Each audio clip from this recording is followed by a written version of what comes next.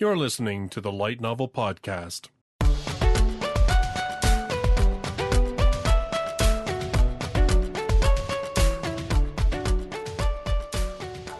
Visit us online at lightnovelpodcast.com. Hello, everybody, and welcome to another episode of the Light Novel Podcast. Tonight, we are going to be talking about Yuu Kamiya's No Game, No Life. We're just going to cover the first 3 volumes because that's what the anime covered. And, you know, there really honestly aren't too many volumes like there. I think there's 10 currently available. Yuu Kamiya is infamous for taking forever to write books, really. In any case, so like I said, we'll be covering volumes 1 to 3. There will, of course, be plenty of spoilers, but hey, if you've read them or watched the anime, you know what's going to happen. With me tonight, I have Flies. I stopped watching Prawn to be here. I have Bio Gundam. Blank is unstoppable. And I have Kyle. Hola! Hola! It seems like so long since I've heard that. All right, so first off, a little bit of housekeeping items. We may start doing a little different things with the Light Novel Podcast. We've talked about kind of doing smaller podcasts where we cover the news separate from our somewhat marathon podcasts where we talk about light novel series. Just because, you know, it's a lot easier to only record for an hour at a time and also edit an hour at a time. But also that way we can just get news items out there a little faster so it's a little more timely, so we're not covering news from like 3 weeks ago. I also like scheduling and stuff. Like for the entire year, I've got like school and shit, and there's going to be days where I won't be able to make it, or I have to like study for tests. So there's also that. Yeah, it's just a way of us being able to do smaller podcasts, and if only 1 or 2 of us can get together, we can still talk about stuff, but, you know, we can schedule these bigger group things around everybody's schedule and make it work, because it's always more fun to talk about books when we have more people on board. Also, if you recall from a couple podcasts ago, we put a poll up to see which series people wanted us to revisit. So far, the top 3, and this is it because I'm closing the poll because it's been a while. Infinite Dendrogram, The Faraway Paladin, and How a Realist Hero Rebuilt the Kingdom came out as came out as the top 3. I totally think it's Bio's doing. So those will be ones that we'll be coming back to and doing sort of more podcasts on the later volumes of those series. Thank you very much to those who voted. All right, first up, because we haven't done news in a while, we will include some news on this podcast because there was actually a couple of books licensed since our last time. But first of all, we're going to talk about an anime that is coming out that I am very excited for, and that is Otherside Picnic is getting a anime. This is a series that is released by J Novel Club. They're going to be releasing the 3rd volume very shortly. As of when we're recording this podcast. And it was my favorite read of 2019. So a series that I loved that first book. And when I was reading it, there was just so much awesome like imagery and everything. I thought the whole time I thought if they could make a really great anime of this, it would just be amazing. Haven't seen anything other than a couple still images that, you know, look good, but it's hardly an anime at this point, so we'll see how it turns out. Hopefully it turns out great, because I am very excited to check that one out. Other than that, we're just going to talk about a bunch of different licenses that came out. One of the older ones that came out. And this one, it was kind of funny. J Novel Club just kind of was like, hey, we've posted the first 2 parts of this, and I was just scratching my head going, did I miss the licensing announcement for this one? Because I just... No, but apparently nope. They just dropped it on us. Nobody knew. And that's a title called The Extraordinary, The Ordinary, and Soap. Hygiene. What? See, it is so appropriate, man. It's like J Novel Club knew. Soap, folks, will save the world. Anyway, yes. Lucia Arca was an ordinary, unremarkable laundry maid in the royal palace. Even her unique magical power, soap, was boring. It simply created soap bubbles that removed stains. But when she learned one day that soap could also calm and stop rampaging monsters, the king decreed that Lucia must join the sacred maiden and her companions on their quest to cleanse the land and save the world. On a mission to save the world alongside the sacred maiden, the famed dragon slayer, a prodigy magician, and other great heroes, what is an ordinary laundry maid like Lucia to do? But she learns that even extraordinary heroes are ordinary people in their own way. A heartwarming romantic comedy featuring an ordinary but earnest heroine. Is it one of those stories about where you have a main protagonist who has a power that like seems useless, but actually when you apply it to certain situations, it's actually like really useful? Oh, I'm sure it is. Absolutely. I'm sure that's exactly the point. Let's face it. Hell, she'd be awesome in our current times.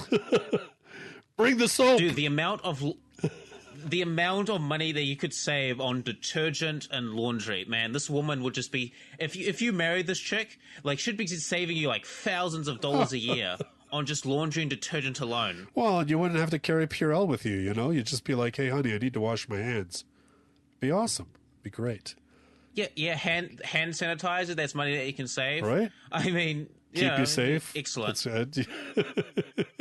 But obviously, I believe this one is the J Novel Heart imprint for them, because it is put out by, I think it's called Aryan Rose, which is the publisher in Japan that puts out a lot of sort of romance type titles, and that a number of other J Novel Club Heart titles are from. Okay, other than that, we have Yen On bringing us 2 licenses. One of them is a spin-off series, which I'm sure we were all horribly shocked and surprised when they announced that Konosuba, an explosion on this wonderful world, bonus story, we are the Mugumin Bandits. Explosions! Yeah, I don't think anybody's surprised by this. The right magic words can stir a person's soul. For Megumin, those words are vigilante justice. Join. Oh God, is she now an anti-hero? Yep. Join Explosion woman. Join everyone's favorite one-trick wizard, as well as Iris the Headstrong, Cecily the Problematic, and Union, as they get a taste of the righteous bandit lifestyle. Evil aristocrats, beware. For the sake of justice, there's no line I won't cross, no criminal act I won't commit. So, oh my, this sounds awesome. Yeah, I just no one was surprised about this one. No. Dude, fucking Konosuba's like selling like fucking hotcakes. Like, of course they would license it because, oh look, more money. Where's my Dust light novel? Damn it! It'll come. Don't worry, bro. It's for sure that's going to get licensed next.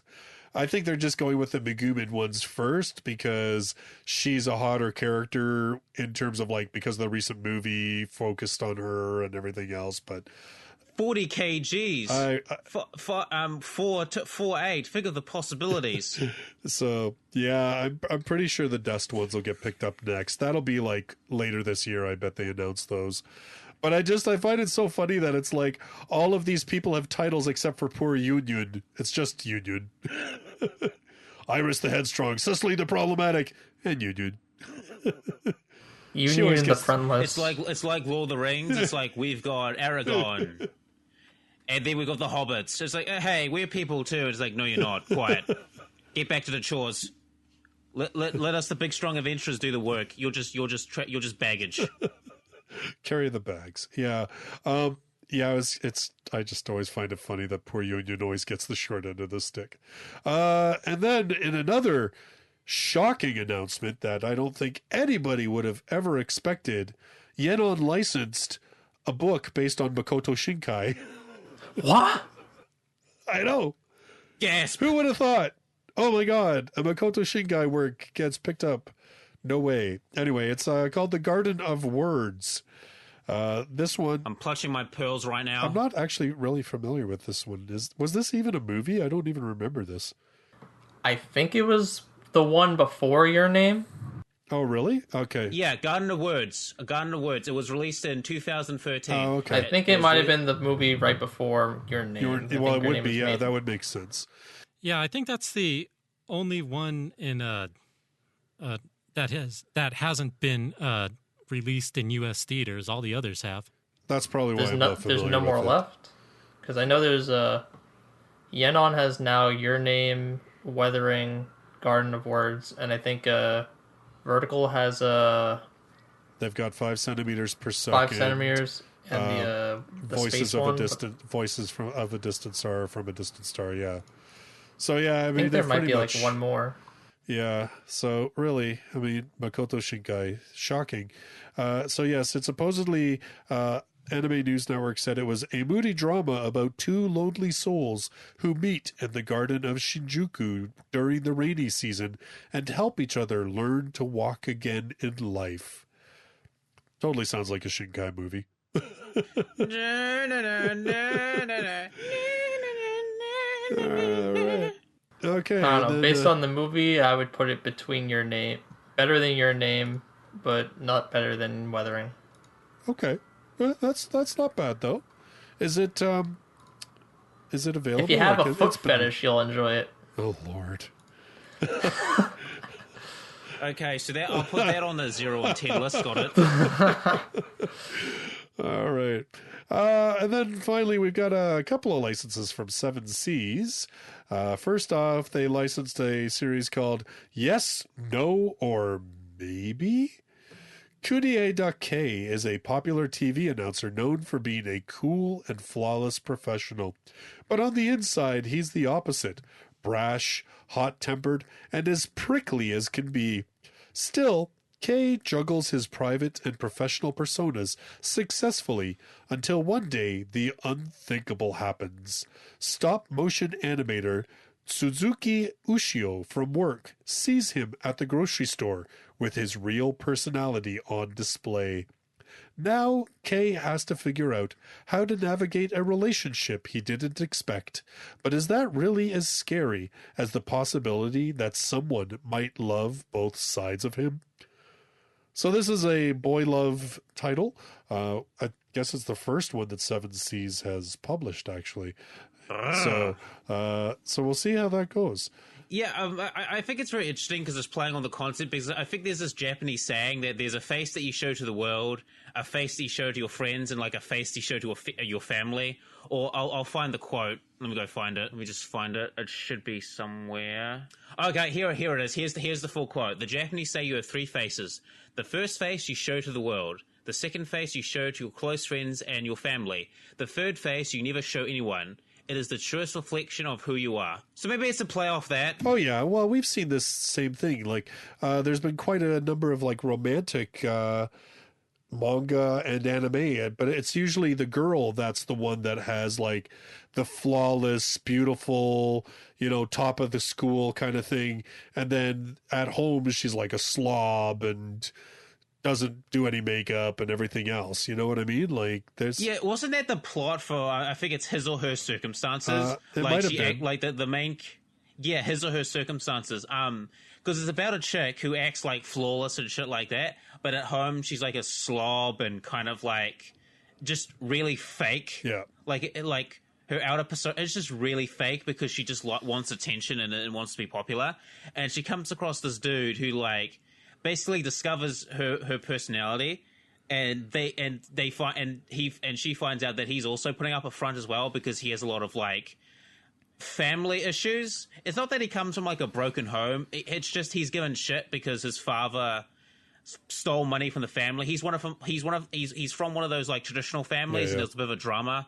Typical Japanese, you dishonor the household kind of shit. Well, I don't know if it was I know there was a live action Japanese series that was along those lines. I don't think it was His or Her Circumstances, but it was sort of the same idea, and I think it was based on a manga. And the girl was like, at school, she was super popular, good looking, and everything else, and then a complete, like, disgusting slob at home.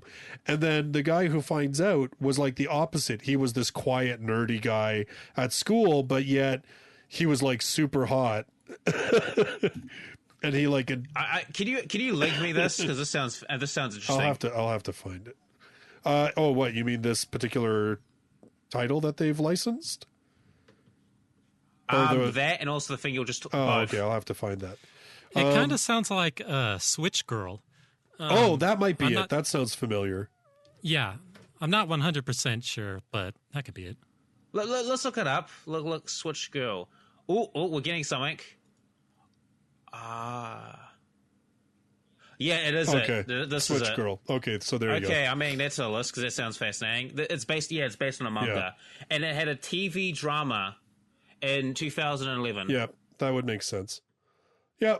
So I mean, this is kind of like an ongoing thing that we have, right? It had 25 volumes, and it ran from 2006 to 2014. Man, this show is 25 volumes. Shit, this show has a bit of fucking weight behind it.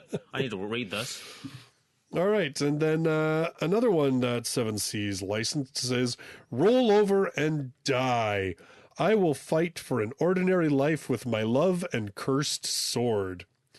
Flamme Apricot would have been content to live her entire life in her little village in peace.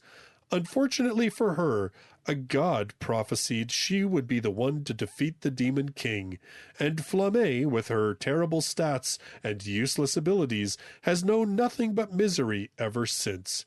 Her life hits rock bottom when the hero's party, fed up with her dragging her dead weight along, decides to sell her off into slavery and get rid of her. But a brush with death finally awakens something in Flamme.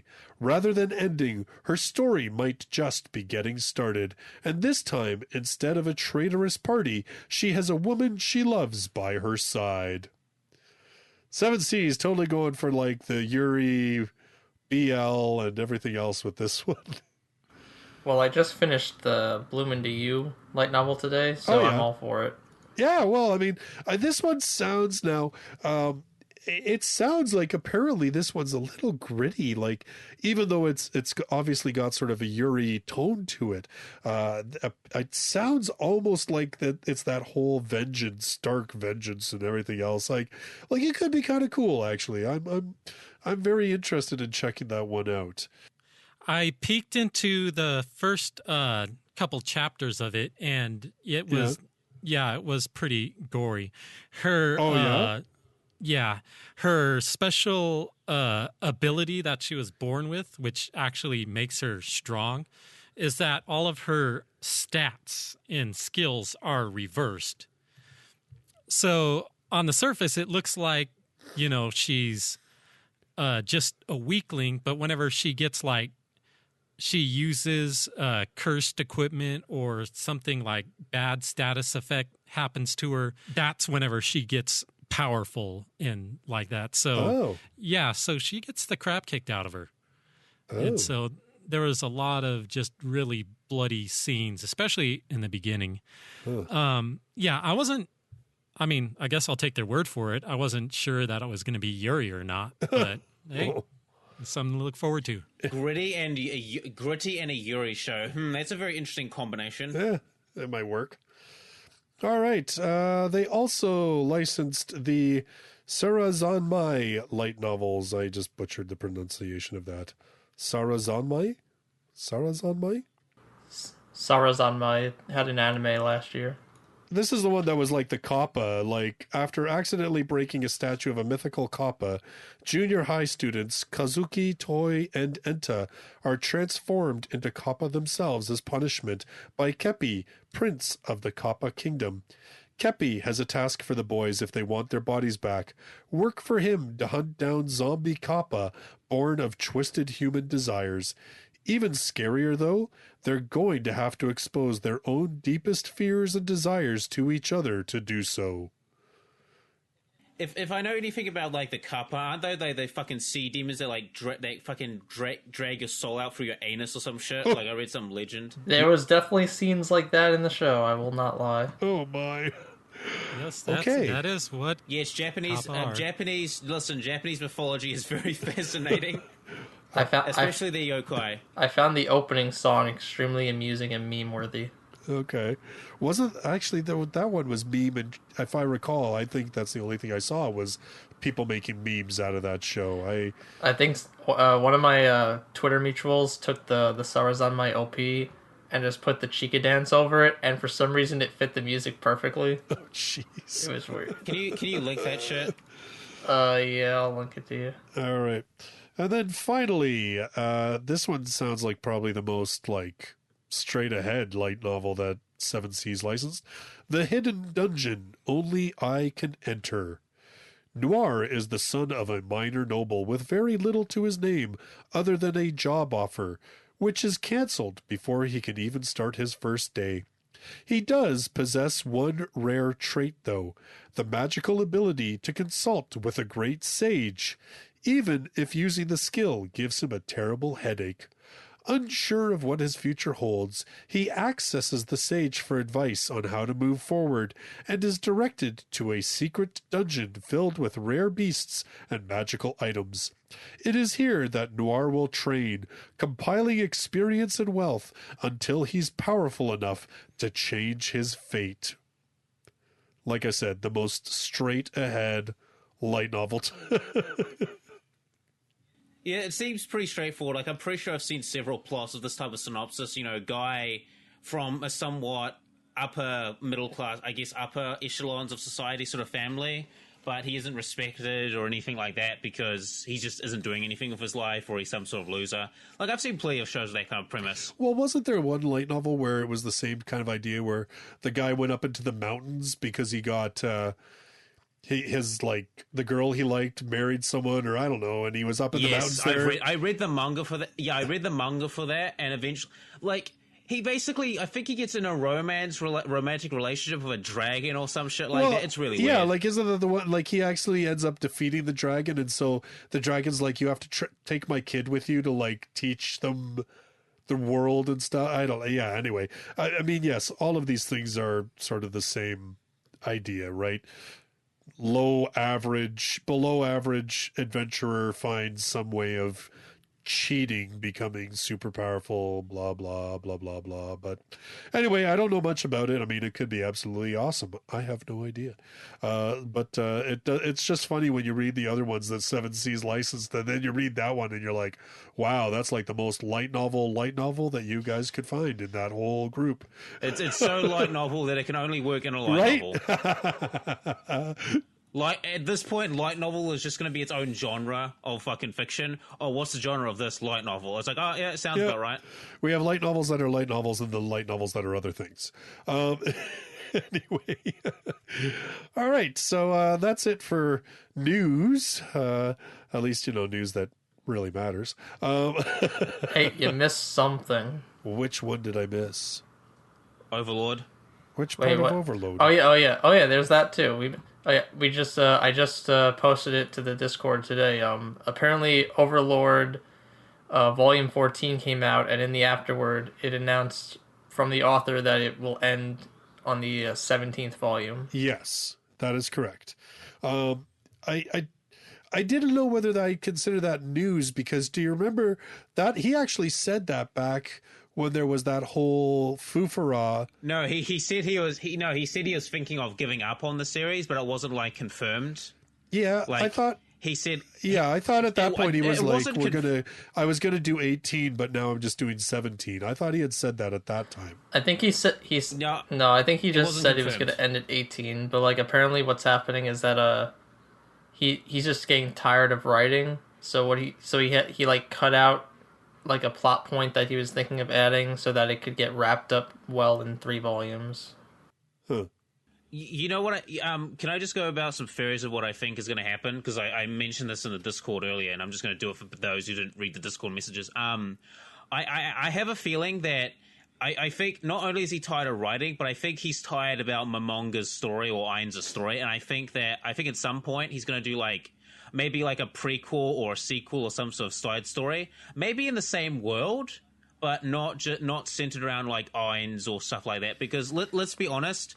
Like, even though Ainz is a very interesting character and a lot of the people that are around him are interesting, I mean, there's only so much that you can do with a character like Ainz before it gets boring. And I have a feeling that maybe he's a little bored and he just wants to wrap up Ainz's story and then move on to something else. Well, didn't he do like a side story with Evil Eye last year?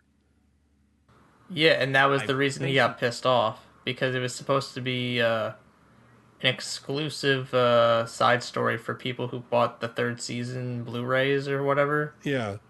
And people like started leaking fan translations of it online, and he got pissed off about it. Oh, I thought it was just piracy in general that he was ticked off about. I didn't realize it was Hardies. Anyway, specifically that. Yeah, anyway, the reason why I say we might get a prequel or some sort of like side story or something along those lines is I feel like as far like I don't think he can wrap it up or all the plot threads in like a couple of volumes, and I think he's going to leave those plot threads open to be expanded upon in further books, but not like Overlord, but maybe some prequel or some sequel series that maybe takes place after Overlord or before. Like, that's just my take on it. Well, because he can just make the volumes longer. Like, I think 14 is the longest volume so far. How long is it? I'd have to look at the wiki for that. Ah, shit.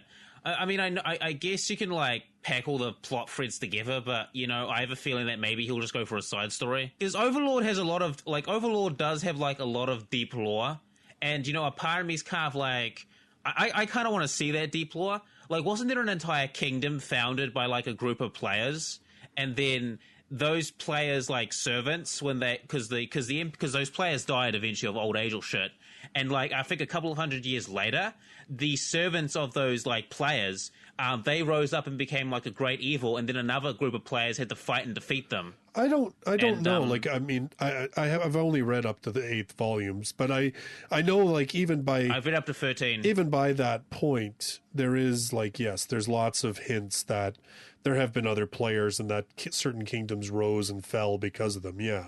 So, I mean, all that stuff is pretty evident within Overlord. Like, so the you're slain right. Theocracy, the slain Theocracy was built by a group of players. Yeah. Like, some of the characters in the show are descended from those groups of players. Like, obviously, like, great-great-great-great-grandchildren kind of levels of descent. But, you know, like, that is the effect that these people had on this world. I mean, they have a country that's still standing today, and they you know, like all people, they went with the sands of time. But I would love to see that, because I think it'd be very fascinating to see these people that they don't know what they're going to do, but you know that in the future they're going to make like this country, and while they will not live to see it come to fruition, it's very interesting to sort of see that thing.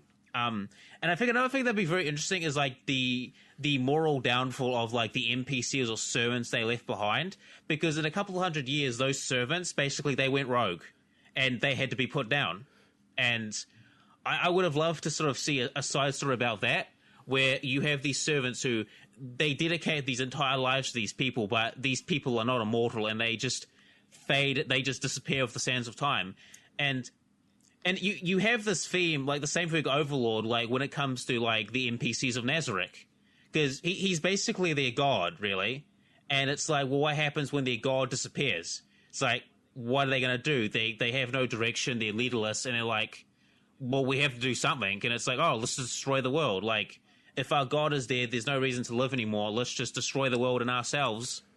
And I would love to see a story about that, because while it would be very fucked up and it would be like a foregone conclusion because you know what's going to happen, I think the theme exploration could be very interesting. Well, I mean, let's face it, Maruyama has, I mean, now my understanding, and again, I'm only going by, 18th hand information, because we really don't know a lot about light novel authors. Most of them are very private. But my understanding is that Maruyama is just doing this writing on the side, that he actually has an actual job that he likes so much that he hasn't quit it, even though he's got this, ridiculous success with Overlord.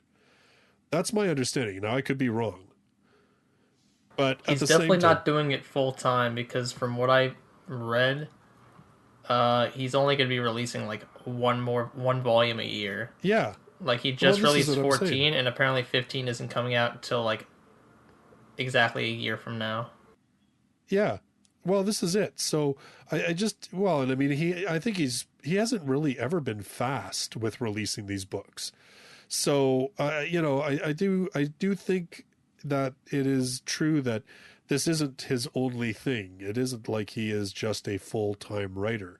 So yeah, perhaps he is. He's getting burned out. And I mean, let's face it, he's made his money and then some on this series, right? Like he probably doesn't have to write ever again if he doesn't want to. Flies, you said you had something else. For 1 second. I was literally just going to say that the ReZero anime got pushed back a season. That's all I was going to announce. Oh, yeah. No! Yeah, ReZero's been pushed back. A whole bunch of anime are getting pushed back because of the whole coronavirus and everything else. And I mean, I may as well just throw it out there too. We haven't gotten this light novel in English, but we did get the anime. And You Thought There Is Never a Girl Online is apparently ending with its 21st volume, and that's going to ship in April. So... Kill all normies. Team normies, deathmatch. Get out! Yeah, so there you go. So no more girl falling out of her clothes, because that's what, like, every cover is. Anyway. Can you explain to me one thing? Yeah, Has anyone here watched the Netoge anime? No, I have not. Yes, I did. How does Akko have such a rockin' bod when all she does is sit in her room and play games? Anime. What is it?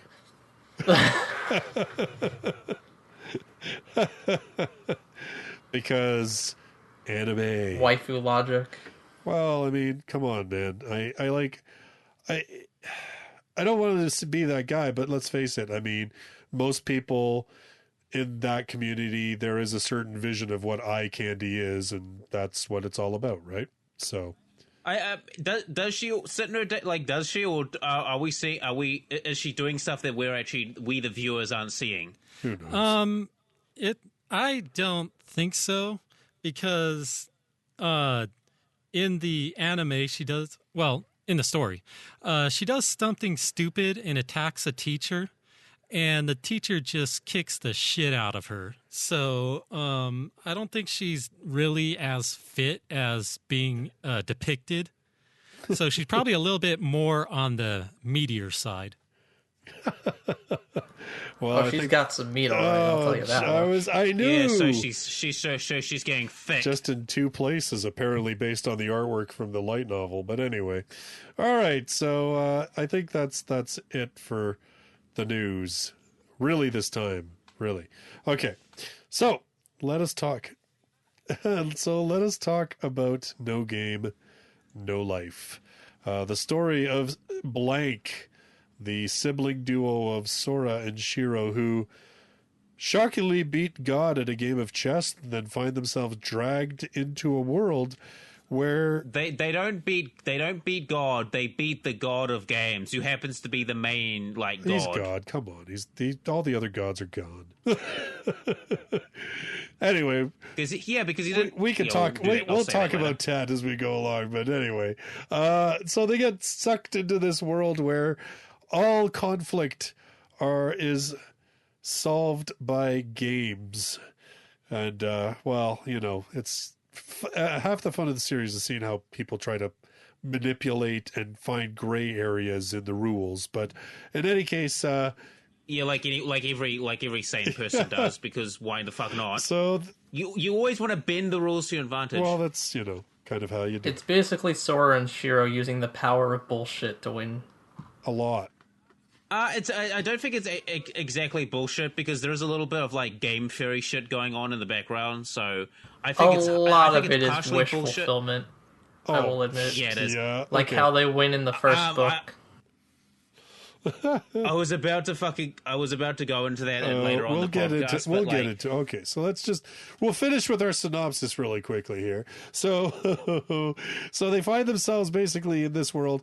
The world has a number of races that were at war for a very long time, and it was a pretty fearsome war. We actually get to see a bit of it in later volumes that we're not going to discuss. In any case, basically race war. So basically, at the end of it all, this one god that was left standing created these rules that everybody was going to decide conflict through games.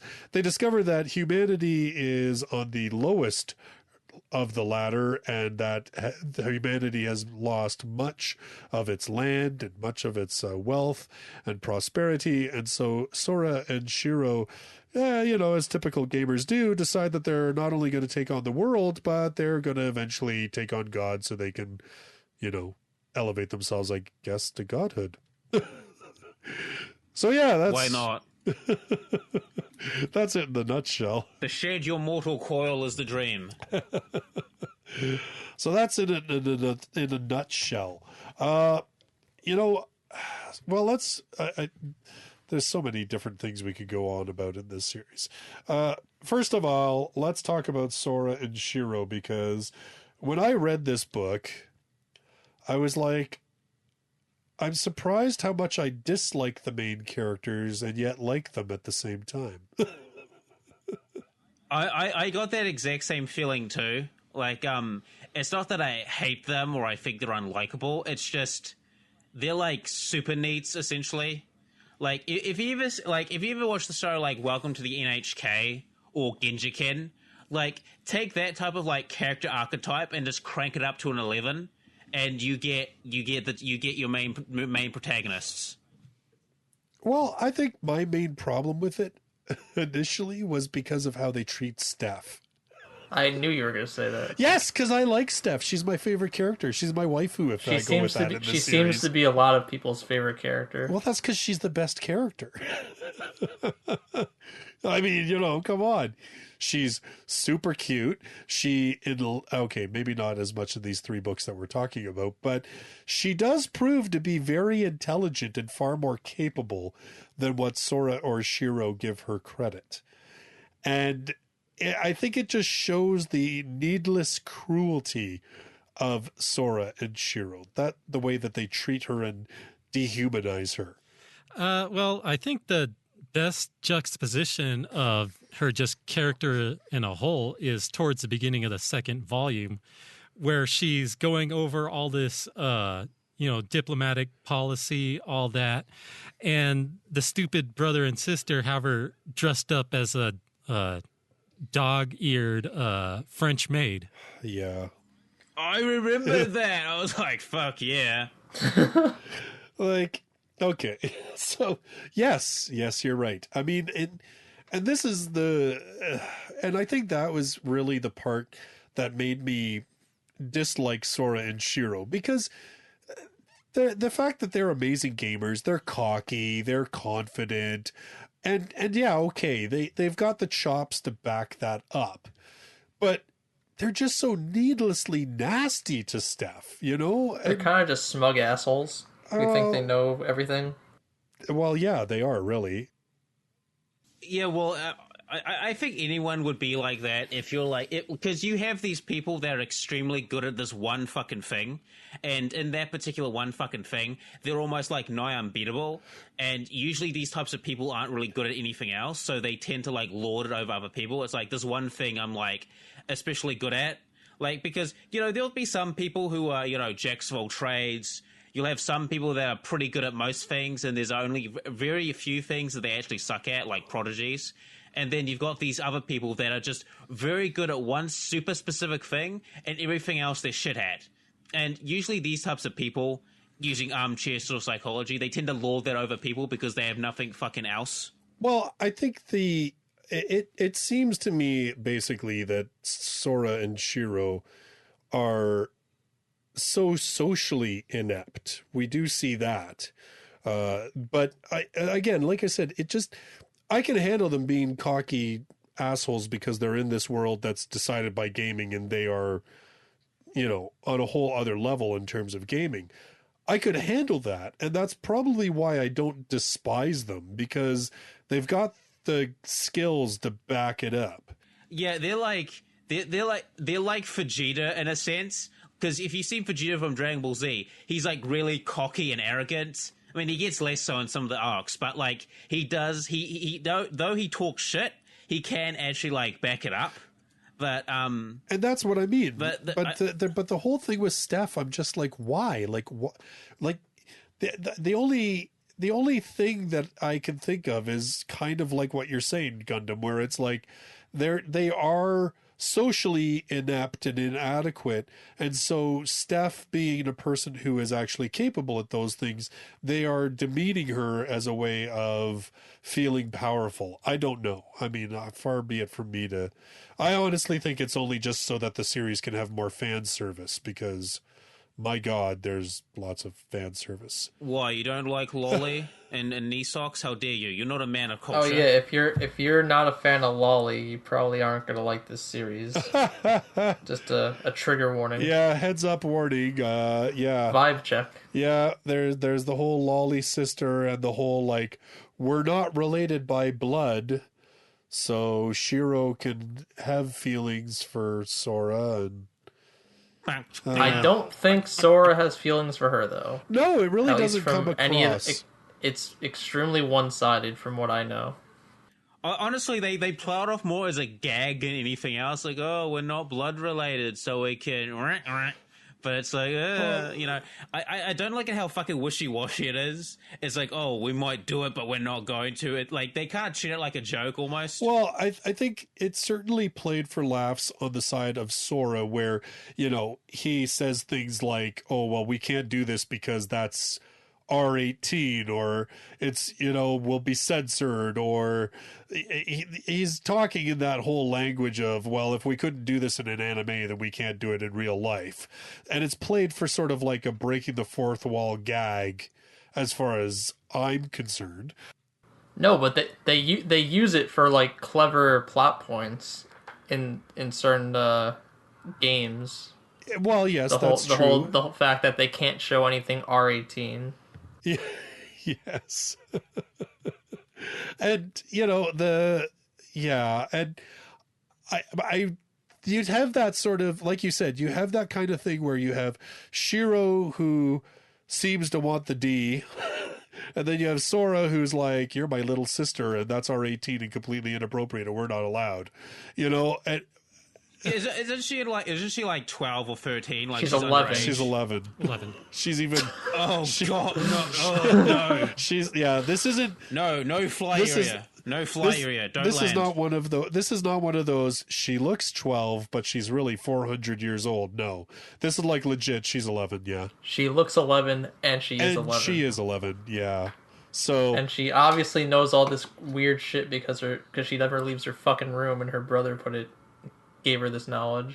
Yes. Well, she actually. I think they also played porn games together, which is kind of not porn. It's prawn games. Yeah. Yeah. well, and I mean, she comes right out basically and says she's caught him masturbating, right? Like. Yeah. Does she? I don't remember. Oh yeah. I don't remember that part. Where the fuck are their parents? They don't have parents, as far as we know. Gosh. Like it's one of those the anime dead parents or missing parents, or they're abroad forever cliche. Well, no, their parents just straight up ditched them. Yeah, I think that if I recall, the parents are alive and happy, just somewhere else. What happens to Child Protective Services? Are the main protagonists so unlikable that their parents are like, nah, fuck this? Yes. Maybe the parents are one of the readers. They don't get a lot. Yeah, but they don't get a lot into their whole thing. Like Shiro is introduced to Sora just kind of out of nowhere, right? Like I don't even remember how that worked out. Well, it was the very beginning of the third book. It showed how they first became a brother and sister. Yeah, but where did she come from? I don't remember that part. Like, was she adopted by them? You see, when a man and a woman fall. You see, when a man and a woman fall in love. Baby. Maybe that's why she's so intelligent. I just don't know. I just mean I don't really realize. I don't. Test tube baby. That'd be. I'm just like, how can Sora have parents and then magically have this sister who isn't his sister? I'm just wondering where she came from. That's all. Are you sure it wasn't a single parent household, and it was just like one of those the typical two parents get married and they happen to have kids? It could have been. It could have been. I honestly don't know if I can't remember or if it was never really discussed. I think it may have been like both their parents were single, so they hooked up and eventually they became brother and sister. Yeah. But it's pretty vague. But it's pretty vague. I don't think so. I think there might be like just this small little passage where they're kind of hinted at being some kind of distant cousins, because Shiro had been passed around from whatever relative until he met, or until she found her way in front of Sora's parents. And then Sora's parents are the ones who took her to be their daughter, and then just dumped her on Sora, and then dumped them both. Yeah, because if I remember correctly, there is this social stigma of like leaving your children at orphanages. So usually, what would happen is that they would usually try and find like a relative. Like an orphanage is usually seen as like a last resort, from what I've heard. Yeah, that's certainly what Japanese pop culture would have you believe, because that happens in anime like how often. I think the other thing that kind of put me over is that then Steph, we get this feeling that she has a thing for Sora, and maybe even he has a thing for her, but we're not sure whether that's because of Sora winning a game or it's very bizarre. Yeah, because the first game he plays against her, he wins through bullshit. Yep. Like he usually does. And then his one demand is that she fall in love with him. She falls in love with him, I think. And then Shiro's like, why didn't you ask for this instead? And he's like, shit, I fucked up. I forget what the... Well, it was that she was like, you could have done the deed. Wasn't that how it worked? Hold on, I'm gonna have to look through it again. Yeah, I'm pretty sure it's Shiro tells him, like, why didn't you just tell her to sleep with you? And then Sora's like, damn it. Yes. No. Yes. See, so yeah. Yep. That's a tiny bit more. That's a bit too rapey for my taste. It's like, I won a game, now you have to have sex with me. I don't know how to feel about that. That's a bit rapey. It's very rapey.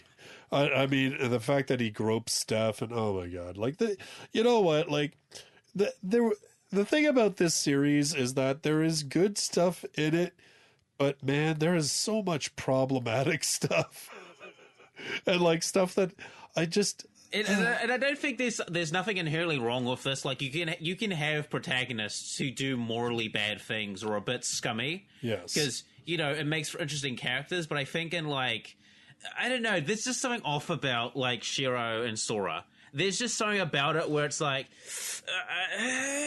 like I don't hate them. I don't dislike them as characters, but there's just something about them that's just off. That I just don't fully click with. I said, I think it's because it's needless. Like, they don't have to treat Steph the way they do. It's almost like they're just getting off on the cruelty. And by demeaning her, and, like, that to me is more the issue. But then Sora turns around and, like, talks about how, like, the greatness of humanity and all the stuff that humanity shouldn't be underestimated and all this kind of stuff. And I'm like, dude, you don't, I don't know. It's really weird. He's almost like this fucking like human supremacist or species supremacist in a way. Yet at the same time, he like treats Steph and other people like dog shit. So it's.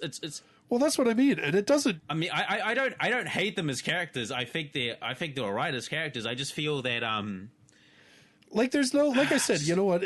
It's to me, I like when you have a character that is in that moral gray area or whatever, or even kind of goes into the danger zone. if you can justify it, if you can give a reason that the character behaves that way, I'll buy it, you know? Even if I don't like it a lot, I'll be like, okay, there's a reason. But there never really seems to be a reason with Sora and Shiro about why they act that way. Like, yes, I get why they're snobby. Actually, I'm very... like, I found the scene. Yeah, just before Flies brings up this thing, like, I don't think we're given much of a backstory on Shiro and Sora to begin with. Like, I've read up to 5 volumes and I've seen the movie... But they don't really have much of a backstory. Like, it's just like, yeah, they're elite gamers, you know, Doritos and Mountain Dew. Yeah, and lots of instant noodles, yeah. Yeah, like, we're not really... Like, we don't know much about these characters. Like for example, and I think Fly's touched on it, it's a bit like wish fulfillment. Like, some of the knowledges and shit they have, like, I think that's a bit wish fulfillment. Okay, like, yeah... I like, now I'm going to defend some of the knowledge they do have, because yes, you can find that knowledge. Like, I, for one, you know, I can download books and PDFs because, you know, I have my pirate hat on, a harg. Yeah, I admit it. Fuck you, fight me. Good luck trying to explain to me how an 11-year-old can predict a computer playing a chess game in like 360,000 moves it can make. That's the wish fulfillment bullshit I was going to talk about. Like, some of the knowledge that they have is, I think, is completely understandable. Like, if you really want that knowledge, you can find it, all right? There are places that you can get that knowledge if you know, just put your pirate hat on and sail the 7 seas and yada, yada, yada, yada. But I think, like, you have Sora... Yeah, is it Shiro's the sister, right? Or Shiro's the sister. Okay, sure. Like, you have this 11-year-old girl who's almost like this fucking super computer prodigy, and you have, like, her older brother who... didn't they say that she knows, like, several fucking languages or some shit? Yeah, like, she's ridiculous. They say he's smarter than her, but he's more charismatic, I think, is the... Yeah, it's weird. Like, she's like the brains and he's like the charisma, because I do believe he does have this weird, like, arrogant kind of charisma about him. Like, he hypes himself up. Honestly, he's like Vegeta if he was a fucking NEET and a gamer. Like, because Vegeta does the same shit too. Like, he hypes himself up. He's like, yeah, I'm gonna win. Ah! Like, he does that too. And like, and the sister's like Bulma. Like, she's just really intelligent, but, you know... Oh, shit, I think we cracked the code. Like, No Game, No Life, it's basically Vegeta and Bulma from Dragon Ball Z if they were NEETs and gamers. It's Dragon Ball Z for NEETs and gamers. There you go. That's how we're going to tag No Game, No Life from now on. Dragon Ball Z for NEETs and gamers.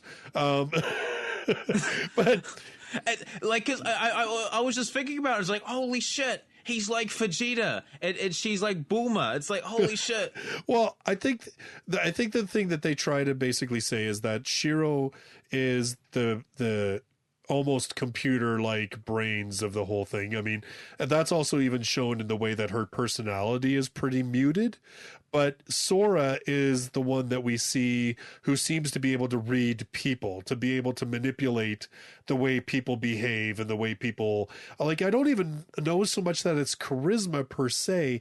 It's more like he just knows how to predict how people are going to behave in situations, and then he uses that to his advantage. So it's more like that's why I think they're such a good team that way, because she's like the really analytical, break down everything and all that, and he's meanwhile the one who plays the head games with people. Yeah, you actually see this kind of behavior in, like, people who study psychology and shit. Like, I've had several people, basically, it's like, oh, I can read you. It's like, okay, do that. And because the thing of psychology is that you can come up with accurate predictions of someone based on their personality, but you can only base such predictions of what you see. So the thing with Shiro is that, yeah, he's playing these mind games, but he is basing it on what he sees, all right? It's like, okay, this person has so far this type of personality, and he's going through all the fucking steps. Okay, so what does a hard-boiled person act like? Okay, why is a person hard-boiled? Oh, is there a weakness? Is there something I can exploit? Or there might be. I just have to find that weakness in exploiting. Oh, can I try and read their face or their body language or movement expressions? Like, I feel like I feel like I think it's a bit of charisma. I think he is the charisma guy, but he's very good at reading people. Because I think another aspect of like charisma, and you see this with aspects of leadership, is that people who are incredibly people who are very effective leaders, they can read the room, they can read people, they make a very good team, but at the same time they're neats. And I feel like some of the shit they do is a bit bullshitty. Like the fact that they ran a kingdom based on video games, like they're almost like trying to war game it in a sense. Like if anyone's played like a war game, you're like, okay, this is going to affect public order. This is going to affect growth. Oh, these bullets are going to do like +2 damage to armor pet. This is armor piercing. Like they try and war game a fucking economy and running a society. And I don't think societies generally work like that. Like there's shit that's gonna happen that you can't exactly predict. Like what happens if the baker, his bakery goes on fire and the fire spreads to half the fucking kingdom? Well, there goes your economy. Well, I mean, they okay. Well, this isn't necessarily in the first 3 books per se, but they do make it pretty clear that Sora and Shiro have some ideas. It's not just based on like a strategy game per se. Like they have the book knowledge about how to do things like rotating crops and stuff like that, which they gained that knowledge so that they could do well in games.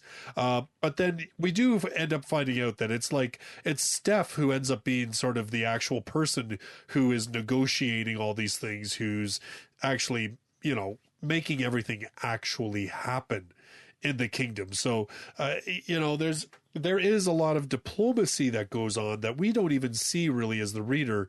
We just get glimpses of it when we see Steph basically crying because they've dumped another thing on her. Yeah, and that's why I say they're trying to war game it. It's like, well, when you're playing Total War, oh, what do? Yeah, you build a building, or, oh, I've got a province, what policy I want to do? Oh, I'm just going to raise public growth or order. Like, you're not aware of the machinations or the gears that are turning to get that shit done. It's just like, ma'am, I want 60 hoplites. Get that, yeah. All right?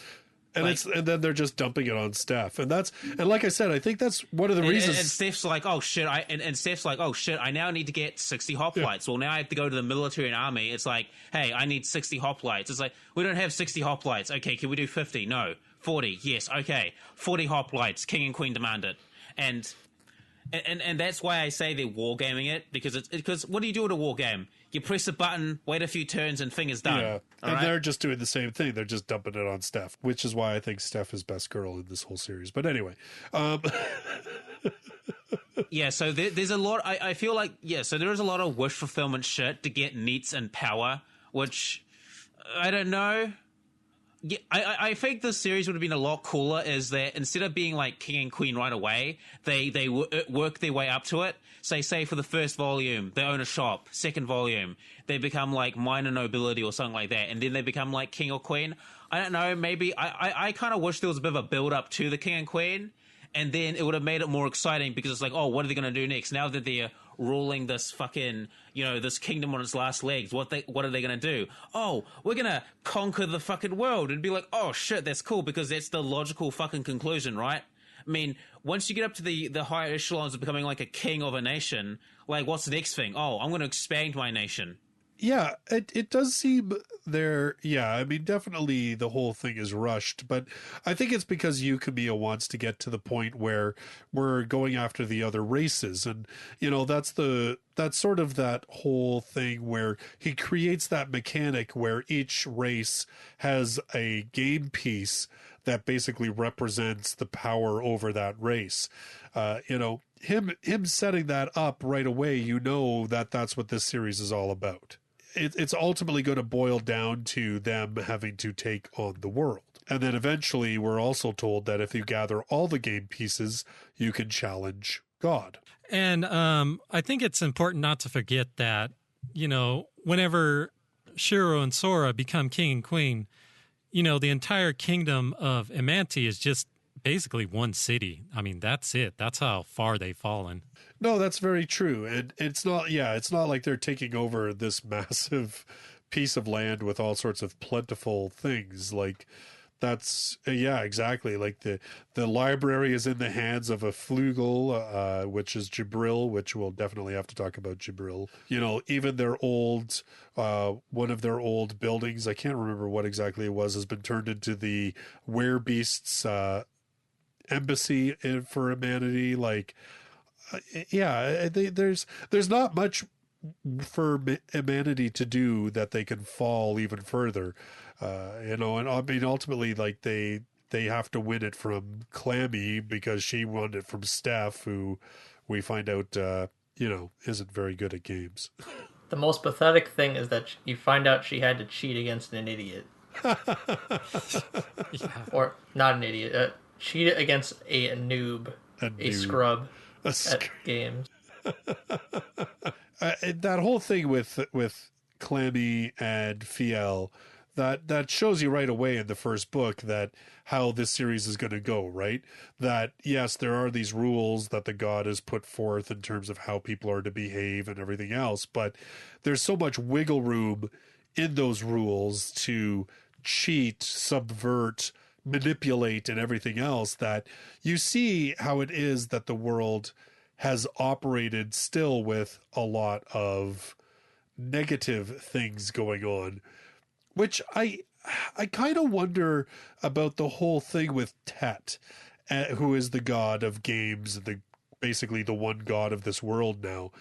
I kind of wonder if that's the whole point of him bringing Sora and Shiro into this world, is because he realizes that the people of this world have become too good at manipulating and gaming the system, and that he needs to introduce a wild card into the whole thing in order to kind of get things back on track again. So basically they're like a balance patch, because, you know, like in League of Legends, when someone becomes too good, they get nerfed. Well, exactly. I mean, again, it was either that or the Tet was sick of being God, and so he brought those two because he hoped that they could get all the pieces and become God and take his place because he was sick of it. I don't know. I think Humanity was so nerfed that he just had to give them a huge buff, so he just got the two most overpowered humans he could find. Yeah, because if you look at the no game no life meta, like the elves and the beastmen and the fucking divas, they're just fucking killing it, and these other races who have like, humanity seems to got the short end of the stick. So it's like, okay, so for this season of No Game No Life, I'm going to give humanity a bit of a patch or a buff, and hopefully we'll get some humanity players back on, using the subscription or the website on my server. Yeah, on my Christian Minecraft server. Oh my. Yeah. I mean, we do kind of get an idea with Tet later on that he has a bit of a soft spot for humanity, and so this is what I mean. Like even the whole sort of even this whole setup in this series, and I think it's one of the reasons that I kept reading it for a while, was that was the question of, why is this even happening? Is it because Tet wants humanity to do better because he has a soft spot for them? Is it because Tet wants the world to get that reset like we're talking? Is it because Tet is sick of being God and he wants like legit challengers to come along and push him? There are books or stories where you have the characters who are gods, and in some of those stories they either get defeated by a mortal, which they push to become stronger than them so they can be defeated, so they can taste defeat because they're sick of winning all the time. Or you have these stories where these gods, they reincarnate as mortals and basically do the whole thing again, because they seek that challenge, they seek that excitement. Because, okay, imagine if we're all divine godly beings. How boring is it that we just auto win everything? Like, there's no challenge, there's no thrill, there's no excitement. Like, I want someone to challenge me because I get excited. It gets my adrenaline pumping, because it feels good. And it feels good to win when you have a challenge. Like, I think it's that type of logic where he's just bored of winning. He wants a challenge. He wants that excitement, that thrill again. Because, let's be honest, being a god isn't that fun. Because it's like, okay, now that you're at the top and the apex of the pile, there's barely anyone that's going to challenge you. And when you actually have a challenger, you feel excited because it's like, oh, is this the one? Because if someone beats you, do you know what that means? Another training arc so you can beat them. Tournament arc, yeah. I think probably my biggest complaint about this series ends up being that, like you were saying, how Sora and Shiro seem to cheat sometimes, or they win through a way that's just absolutely ridiculous. Like, we'll get to book 3 and how they win in the Werebeast tournament, which I'm just like, really? There's just... The problem I have with the way they win is that, like, as a reader, you like it's kind of like reading a mystery series, like a really badly written mystery series. Like when you have a well-written mystery series, there's hints along the way where, like, you have a chance of, like, predicting how the outcome will occur. But if it's a really shitty mystery series, then you pretty much have no clue what the hell's going on, and then they just explain how it happened as if you were supposed to know what was going on. And for No Game No Life, it feels like some of the ways they win, like, there was no hint at, like, this is how they were going to win. They just, like, kind of just pull it out of their ass and be like, oh, this was my plan all along. You know what it reminds me? It reminds me of a fucking shonen where they do something different and they're explaining to you during the battle or afterwards how they won the fight. Like, it's like... it's like a lazy info dump. Like, hey, let me figure out how they won the fight. Like, or instead of using, like, the show don't tell of how they won it, like, that would have been better.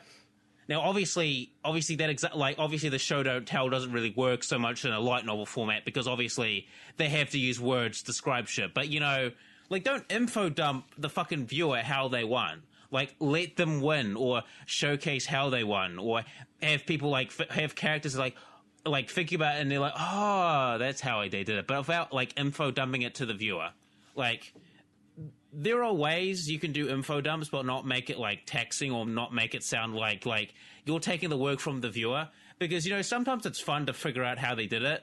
Because it's like, oh, how do they win this? And you're like, oh, that's how they did it. Oh, yeah, that's cool. That's really genius. Like, and further on the series, there are going to be moments like that where they just info dump how they won. I'm just like, don't spoil it. Like, let me figure it for myself. God damn it. Well, again, it's like Fly said, sometimes it's just, there's absolutely no way. It's sort of, I get the feeling that it is because Sora and Shiro are put up to be so powerful and so capable in gaming that them winning is like a foregone conclusion. So it's almost like Kamiya doesn't want to show you how they're going to win because he's trying to create this suspense that, oh my God, they're losing. They could actually lose this one. Oh my God, you know? And then all of a sudden at the end, it's like, nah, they're not going to lose. They win because blah, blah, blah, blah, blah, blah, blah, blah, blah. You know what I mean? Well, I think out of the first 3 books, the second one is my favorite. Just because I think the game they play is the most interesting out of all of the books. The word game or whatever. The whole word game, yeah. Yes. And but it feels like the way they win is like actually super clever. Yes, I agree. And it feels 100% believable. Yeah, it doesn't feel like they're just pulling a cheat that's not really a cheat. You know what I mean? Yeah, and it doesn't feel that they're doing like you said, like, you know, in the third book, what he's saying that Shiro's been capable of doing in order for them to win is ridiculous. Like, there's just you sit there and you think there's just no human way that that's possible. And yet, like you said, in book 2, it how they play is very believable. Yeah, if only book 2 translated into English so we can understand the game instead of just trying to guess, oh, this works in Japanese, and just say, okay, I believe you. Yeah, that is one thing that this series takes a lot of kicks for, is its translation into English. It is not the easiest book to read. I will accept that the translation for No Game No Life isn't the greatest, especially compared to other light novels, but I would love to see these same people complaining try to read the original Japanese version written by Yuu Kamiya, because by God is he a very unorthodox author. His writing style is extremely awkward. Well, you certainly get that sense with how often they're using like EM dashes and just sort of random symbols to try and connect what characters are saying. Like, just the way you're reading it, it feels very strange. Like, and also Yuu Kamiya doesn't seem to like attribution tags at all. So half the time you're sitting there going, who the hell is even talking right now? Like, the only character I ever know who is talking for sure is Izuna, because she swears like a sailor.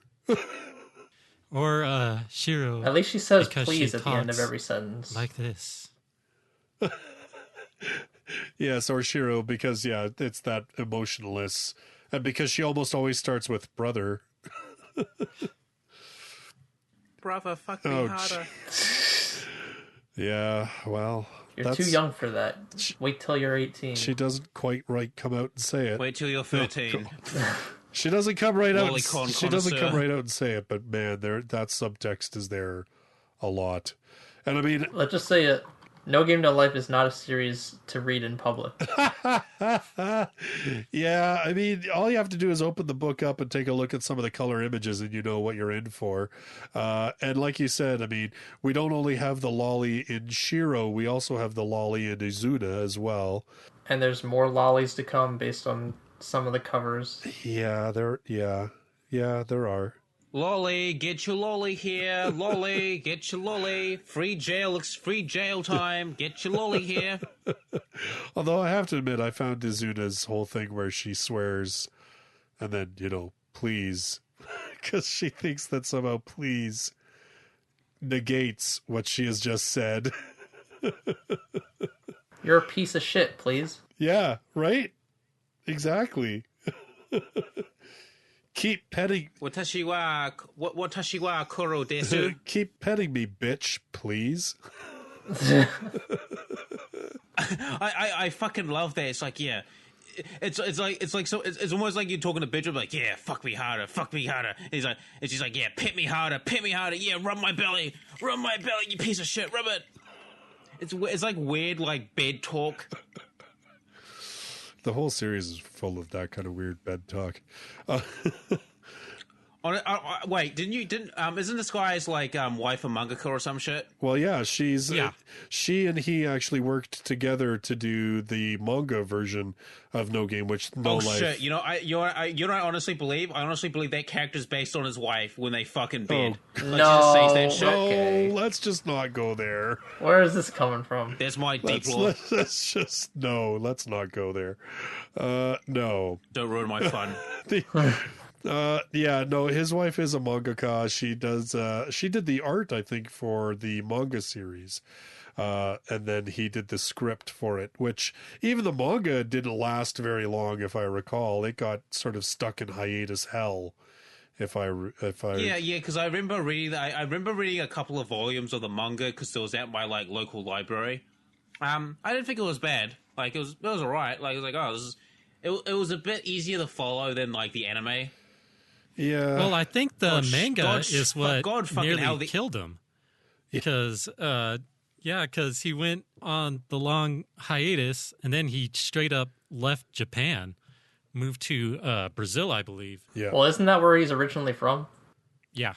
Yes. He is Japanese, but he was born in Brazil. Yeah. You're right. It was the manga that was when he had that huge, long gap of... I don't even know how long it was between volumes for No Game No Life, but I know it was quite some time. I'm pretty sure that's why like Yen On is releasing this one in English, and they are just horrid with delays for this series. Mm-hmm. But I kind of wonder if it's because they keep hoping that Kamiya will come out with something new.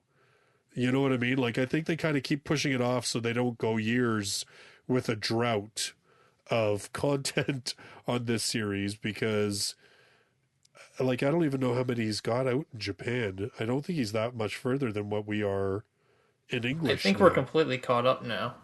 Yeah, I thought like it's either 10 or 11, I'm pretty sure has caught it up, right? I'm pretty sure the last one was 10, which came out more than 2 years ago. And that's what I mean, right? Like it is one of those series where I really do. I think Yen On has pushed it around because they know once they get to that last one, it's like, well, what happens now?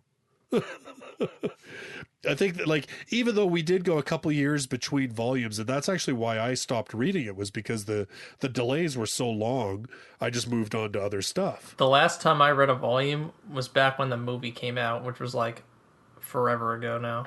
Oh, yeah. Yeah. Well, yeah. Yeah, it was about a year. Well, I mean, that was like 3 years ago. Well, I think he means when it actually released in Japan. He means... Because it came out in Japan like a while before it came out here. So, oh, okay. Anyway, needless to say, the No Game, No Life has not benefited from Kamiya's infrequent writing schedule. I think it's suffered both in English and in Japan in terms of its fan base. And I mean, it's also one of those series that everybody says, why didn't it get a second season? And I really think it's because there's no good place for a second season to end.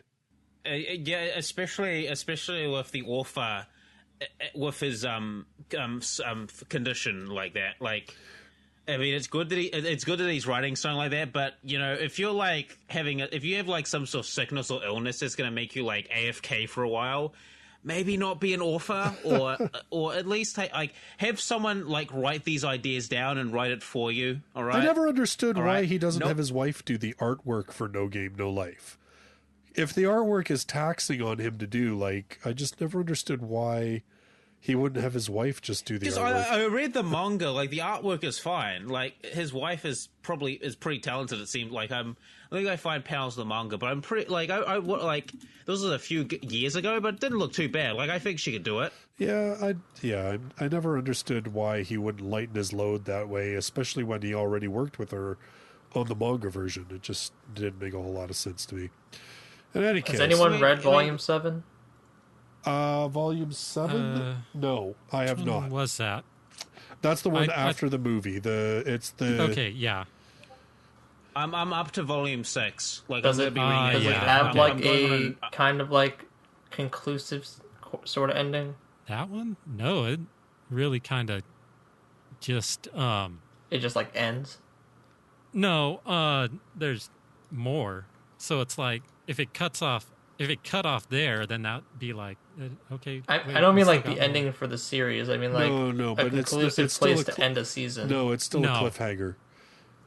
Because the whole thing is like, okay, well, I know we're talking about books 1, 2, and 3, but just to sort of go ahead a little bit, books 4 and 5 are an arc. Yeah, they're not even a total arc, because 5 ends on a cliffhanger, and then 6 is the prequel story, which the movie was based on, and then 7, I believe they have to go face someone else so they can get the way to win the game that they started in volumes 4 and 5.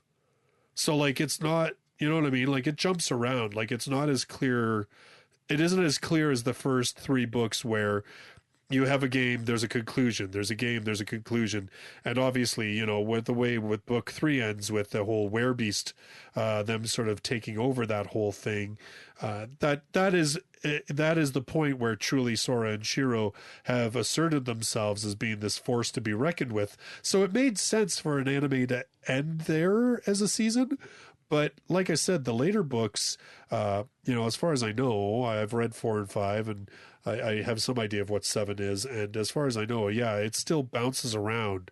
So it's not as clear cut in terms of progressing the story as the first 3 volumes were. So it kind of, dances around. I don't know if there's a really good place for a second season to concretely end. So I think that's really the reason that this is one of those series that hasn't gotten more in terms of actual TV series, because it's just so difficult for them to find an ending point that makes sense. And because his schedule is so all over the place, I don't think they're even confident that the series is going to end. I mean, who knows? Like, they could do a 2 core, but like you said, that like we don't know what's going on with him. So yeah. Well, and that's it, right? And I mean, let's face it, most light novels now, they get greenlit for a series because the publishers know that they've got another 10 volumes to sell once people finish watching the series. Yeah, it's like Infinite Dendrogram. Like the author and artist, they seem relatively healthy. Like they're not going to keel over and die from sickness like next month. Like this guy might be. Like the writer from No Game My Life might be. But I think one of the reasons why this isn't being licensed is because it's inconsistent, and usually Japanese like publishers and corporations, they like consistency because there's stability in that. Like, say for example, like you're writing a novel series, it's just like, okay, so once a month, our author takes a break. That's fine. Let him have his break, and then the next day he's going to continue writing, and we're going to get his new volume out next week or some shit like that, or next month. Well, like I said, there's only 6 books. Like beyond what they've already done, in terms of the 3 that they did for the anime, and then the 1 book that they did for the movie, there's only 6 books. So, and when you're talking like the average core nowadays, they're doing 4, 5 books in a core. So, I mean, yeah, I mean that's just my theory. I mean, they're doing a 3rd season of Log Horizon, and that shit's been in hiatus for a while. That's true. Like, been on, I mean, they might do a season. Yeah, but the author for that's been writing it on his own, just not publishing he's been writing it in the slammer. He's been writing it with toilet paper. It's because they know that he needs the money, so he'll keep going. He's got Shiro Abe, pointing a gun at him, saying, "Pay your taxes." Like he just opens his door and it's Shiro Abe pointing a gun. Pay your taxes. Pay them. God, we've gone so far off the rails with this one. I don't even know anymore. Dude, just before we get back, like, there's so many fucking memes of Shiro Abe, like, just pointing guns at people. Oh, God. It's so funny. All right. So... I love that guy. Oh, he's funny. All right. Like, yeah, the No Game, No Life podcast. We've gone everywhere. So let's kind of pull it back a little bit here. Should we explain the games of each volume quickly? Yeah. So, I mean, the first volume, obviously it starts off with, the, card game. Yes. Well, Wow. It starts and finishes with chess. Yes. First, they play Tet in just a regular chess game, and then towards the end, they play real life Command and Conquer chess. Yes. With Chalami. Is it, like, how do they spell? Like, I don't know. Is it clammy? Schlammy? I don't know. Chalami is how it's spelled. Yes. How it's pronounced, I have no idea. I think it's just Clemmy in the anime. I think. I don't know. It was just like it was just like the pronunciation of the main character's name in the 6th volume. I was like, Shuvi? How did you get Shuvi out of that? I don't know. Shui. Anyway. Shui. I don't know. Yeah, exactly. In any case, yes, chess, and then other small like games of chance and poker and stuff like that in between. It's poker that Steph loses to Clemmy with at first, right? Yeah. Yes. And then that would be the first game. Yeah, and then it's poker again that Sora uses to be inappropriate with her, right? No, it's wasn't it rock paper scissors? No, it's rock paper scissors. Yeah. You're right, rock paper scissors. That's right. Yes. And like he comes up with some rule that where like he had like no chance of losing. Yeah. Yeah, he can only throw rock. Yeah. That's a rule. Like, I just don't understand. I don't understand like that. There were times, I have to admit, there were times where they're explaining games and I sit there and I'm like, I don't understand. Like I don't get it. I had to read like things a couple times and I'm like, is it me? Is the translation? Is it the book? I don't get it. I don't think I could put this into practice. But yes, so we have chess features heavily in the first book.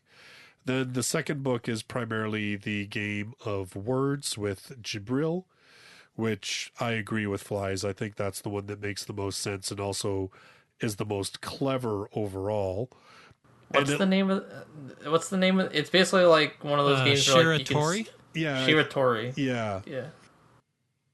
Yeah, so I think if I remember correctly, it's like a Japanese word game because like because there's actually I think there's several variations of it, but like the Japanese do have these various word games, and I do believe that some Japanese humor is very like referential and relies on like word puns and stuff. So it's a very clever game, and I think that was probably one of the games that I really liked the most was the word game. Well, and like I said, it made it so you could see, well, it did a couple things. First of all, it made the fan service actually play a part as opposed to just being fan service.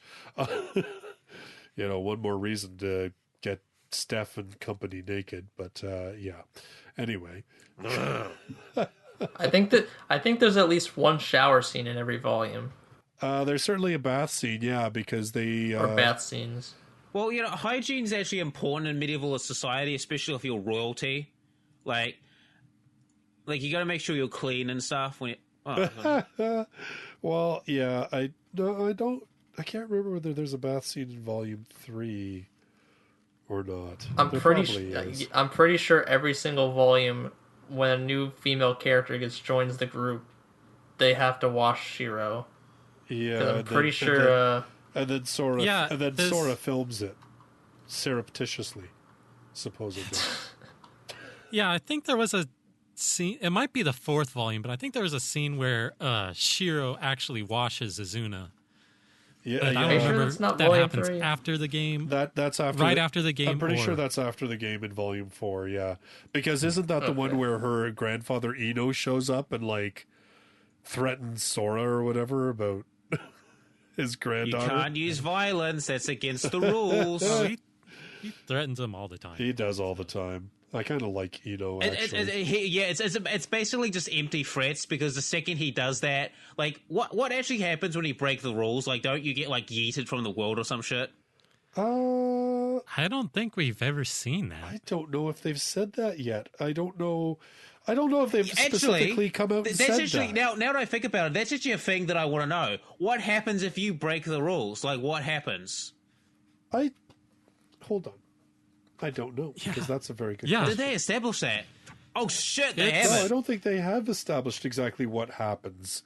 I think the assumption is that... Because throughout the entire series, from what I've read so far, like, people try and bend the rules using these grey areas, but they're not outright breaking the rules. So what happens if you break a rule? Like, you actually flat out break it?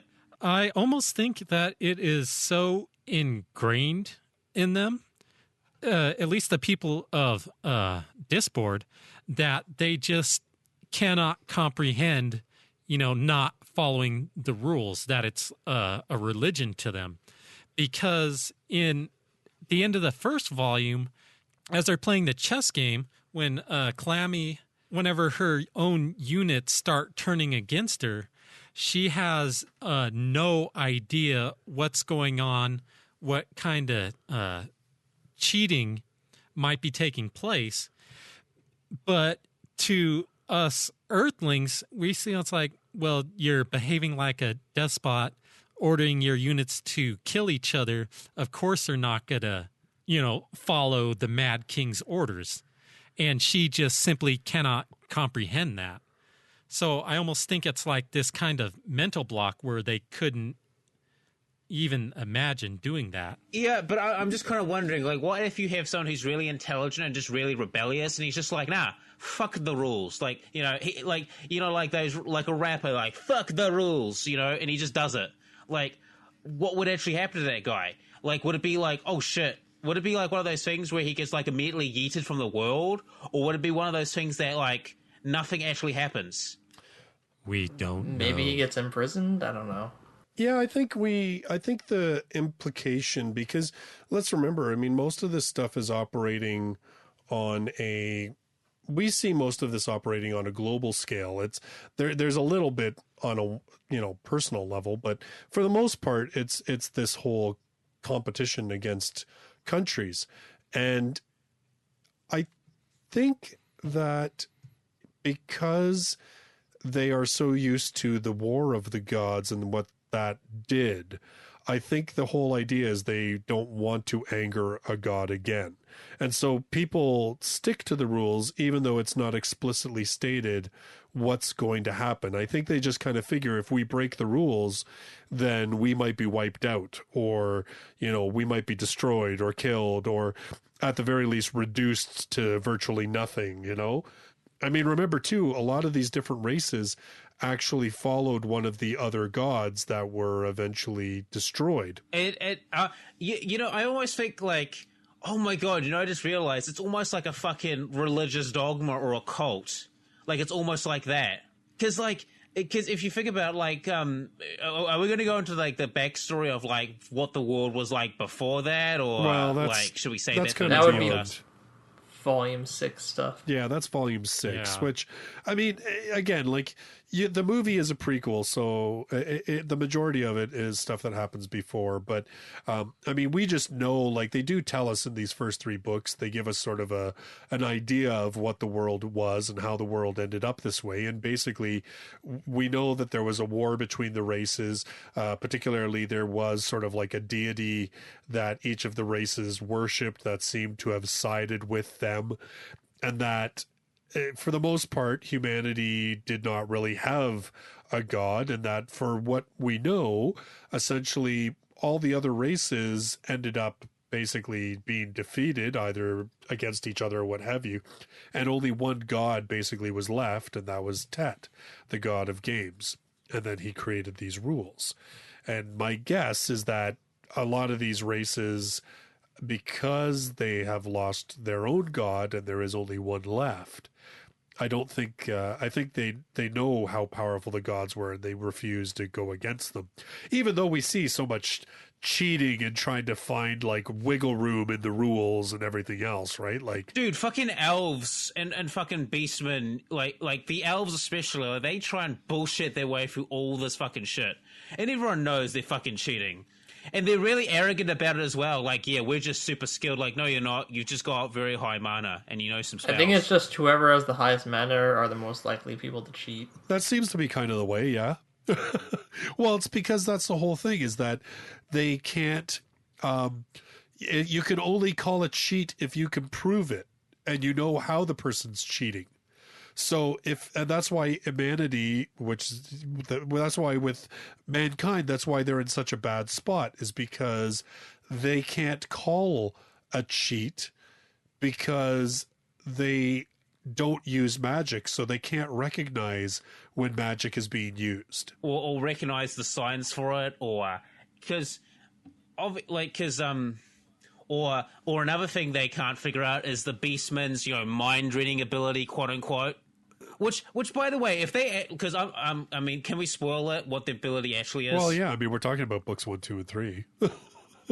Okay, so yeah, so the beastmen, people think they have this ability to read minds, but actually, what they can do is that they've got very sensitive hearing and smell, and they can basically hear your heartbeats and stuff. So they can tell if you're lying, because when people lie, their heart beats slightly faster. Like, they're just very perceptive of how people, when people are lying or telling the truth, and they pretend that they can read minds, but in actuality they can't. They're just very good at reading people, and Shiro does the same shit to them. He cold reads them. Yeah. All right, he cold reads them. He's just like, yeah, I know your mind control shit is bullshit because mind games. Ooh. And also, if they had, like, mind reading abilities, like, they would be incredibly powerful, because they can just now, obviously, I have heard that there are ways where you can shield yourself from that shit, you know, in fiction, if you, like, just have lots of thoughts running in at once, or your mind is especially strong. Yeah, think of nothing. Tinfoil hat. Yeah, like yeah. There are ways against that. There are ways to counter those kind of abilities, but you would think that with a mind reading ability, like, the Beastmen would almost be on top, because it's like, oh, this alpha's using magic, you're using magic, you're using this spell. You're cheating, broke the rules, I win. You know. Yeah. And that was the thing that Shiro came up with. Like, if they can read minds and all this shit, and they have all these abilities, like, Nah, they're not reading minds. This is something else. Well, and especially when we know that there's a ranking system for the races, and the werebeasts were only ranked, one level above humans, right? That's why Sora and Shiro go after them first. Because they're the ones who are closest to us. There's also like this weird race. Yeah, I also in the show, there's like this series, there's this like weird racism. Like, it's not racism and say like, in other series where there's multiple races where they'll like take pot shots at each other for fun. But it's very much like, oh, shut up, you monkey, you don't know anything better. It's like, yeah, we're better than you, and yada, yada, yada. Like, there's this weird like undertone of racism going on in the series. And I'm like, I don't think it's an undertone. I think it's pretty, overt that the races straight up hate each other. Isn't that the whole point of the war? Yeah. Is that all the races race want to like kill each other, and that the only reason they don't is because pretty much forced upon them this 10 rules. Yep, pretty much. That's it exactly. Yeah. So for everyone who wants a race war, this is the end consequence. You'll destroy the entire planet and shit. So there, you got what you wanted. Yeah, a destroyed planet Earth and no humanity. Unless you have a god of games who comes up with 10 clever little rules to keep everybody from completely obliterating everything. So there's a bit of that, like, avertness to it, which is it kind of reminds me of like a D&D game almost, in a sense, where, because there are some D&D games or settings where the races are not exactly hostile to each other, but a bit like mistrusting of each other. And then there's other games where it's like, that's an elf, and elves tend to do this shit, and it's just like, there may be a bit of racism here and there, but it's generally like, elves are elves, dwarfs are dwarfs, humans are humans, and tiefling, that kind of stuff. Well, it's like Tet's rules in a way are they allow for that really open racism, because the whole thing is, what are you going to do about it? Right? You can't stop me unless you challenge me to a game, but that I'm going to beat you more than likely at that game, especially if you're a human being. You're going to lose. So what are you going to do? Like, really? You can't do anything. You've all you could do is sit there and take it. And I think it's very ironic that the beastmen are using the word monkey as an insult when technically they're descended from beasts as well. It's like, what's a monkey or an ape? Oh, it's a type of beast. Well, isn't that right, doggy? Yes. Woof, well, woof. But they're more like cats, wolves, and werewolves. But I'm surprised he didn't turn that around. It's just like, oh, we're monkeys. Well, so are you, wolf. Ruff, ruff, wolf. Yeah, doggy. I think that would be really clever writing, like turning it back on them, but because they're both because it's Shiro, because Sora is a bit of a snarky asshole. Like he like when the guy calls him a monkey, he says like, okay, what do you say, doggy? Woof woof. Want to go for a walk? Woof woof. Yeah. Come here, doggy. Come on. Come on. Take you for a walk. Go for a chase a frisbee, chase a ball. Like, I would have loved to see that scene, but yeah. I think one of my least favorite games, was the Beastman game.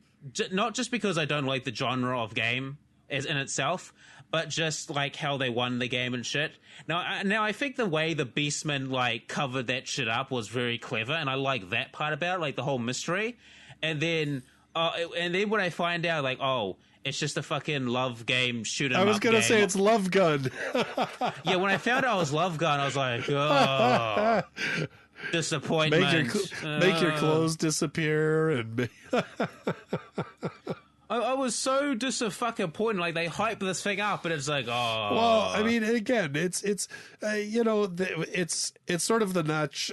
To me, I kind of see it as that next logical step. We've had board games, we've had card games, we've had word games. Now we have video games, right? Like, it made sense that as he's progressing the whole game idea, that somehow that would come into things. And, this isn't the last time that video games or video game-like things will come into play.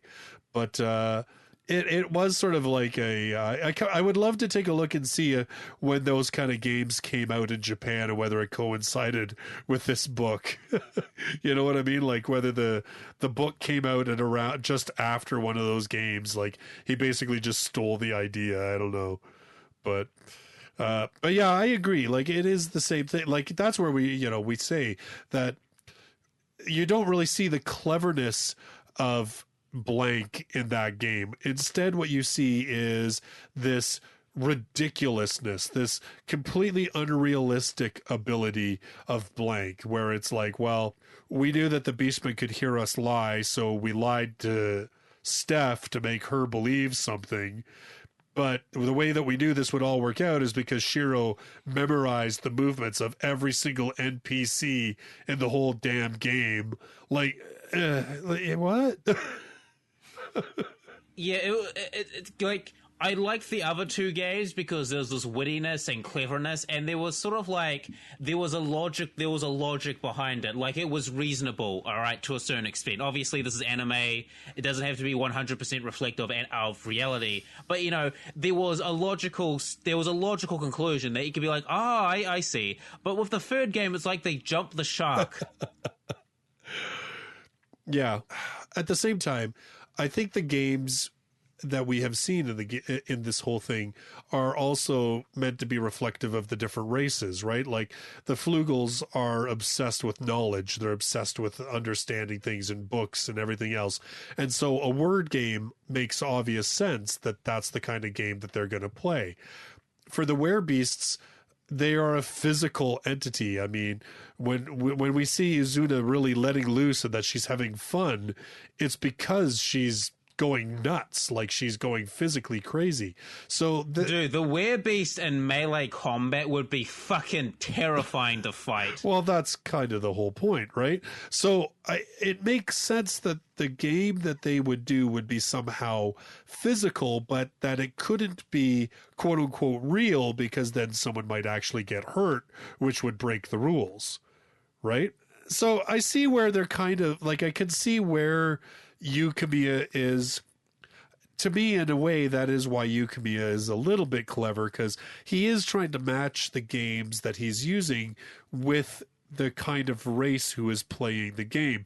Even when we're saying like chess, for instance, when Sora's playing against Clammy and playing chess, like Kyle said, as a human being, we recognize that Clammy's becoming unhinged, and we recognize that if you're playing a game where you've imbued people with thinking and thoughts of people, and they see their leader becoming unhinged, and their leader is starting to order them into suicide missions that make no sense and everything else, we understand intuitively that it opens the door for betrayal.